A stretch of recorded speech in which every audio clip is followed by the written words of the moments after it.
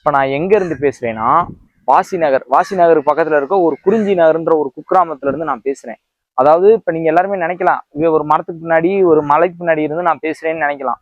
ஆனா நான் நின்று பேசுற இடம் வந்து ஒரு வீட்டுக்கு பின்னாடி. நீங்களே பாருங்க, இதான் ஒருத்தவங்களோட வசிக்கிறோட வீடு. இந்த வீட்டுலதான் அவங்க தினமும் அன்றாடு பொழுது, அதாவது மழை பெஞ்சாலும் சரி வெயில் அடிச்சாலும் சரி, இதுலயே தான் அவங்க தூங்கி எந்திரிச்சு இதுலயே தான் அவங்க நாள் பொழுத வந்து கழிக்கிறாங்க. நீங்களே இந்த அவல நிலைய பாருங்க, எவ்வளவு ஒரு கஷ்டம். இன்னைக்கு ஒரு அன்றாடு ஒரு பேனரை வச்சு கூட அவங்க படுக்கலாம், அது கூட இன்னைக்கு இல்லாம இருக்காங்க. எந்த அளவுக்கு இருக்குன்னு பாருங்க.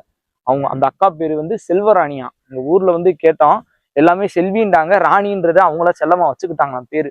அவ்வளவு ஒரு கஷ்டப்படுறாங்க. நீங்களே பாத்தீங்கன்னாலே தெரியும். பாருங்க அவங்க என்னென்ன திங்ஸ் வச்சிருக்காங்கன்னு பாருங்க. இதுதான் அவங்க அடுப்பு பத்த வைக்கிற சட்டி, இதுதான் அவங்க சமைக்கிற சாப்பாடு. இது போல வா.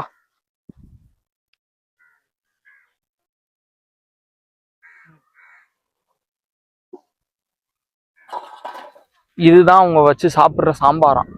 பாருங்க எந்த அளவுக்கு இருக்குன்னு பாருங்க. சாம்பார் வந்து வெறும் பச்சை தண்ணியவா ஆக்கி அவங்களாவே சாப்பிட்டு அவங்களாவே இது பண்றாங்க. நீங்க பாருங்க எந்த அளவுக்கு இருக்காங்க.